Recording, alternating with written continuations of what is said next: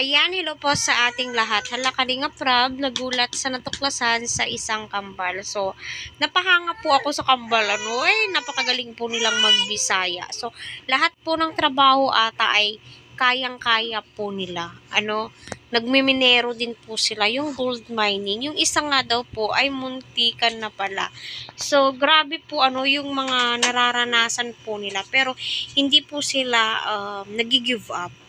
Kasi kung mag-give up po sila, sino po yung tutulong sa kanila? Kaya nga po, lalong napahanga si Kalingap Rab sa taglay na kasipagan ng dalawang magkapatid na ito. Kaya deserving po nila na matulungan.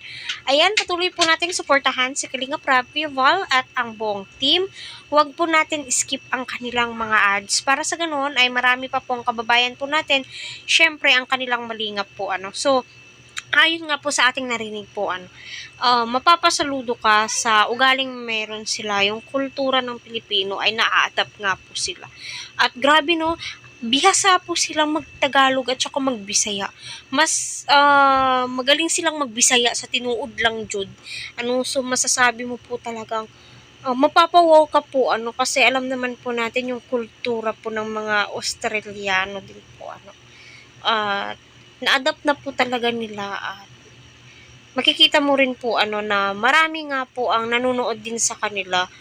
Grabe, viral na viral po sila. 2 days ago, nasa 400,000 na po yung views nila at napakaraming viral na po nila. May mga millions views na din po sila. Kaya mapapawaw ka na lamang po talaga at super sikat po nila.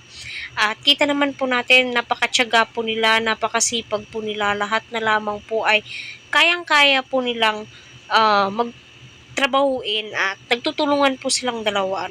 Syempre, kailangan po nilang magtulungan para sa ganon ay mabilis matapos.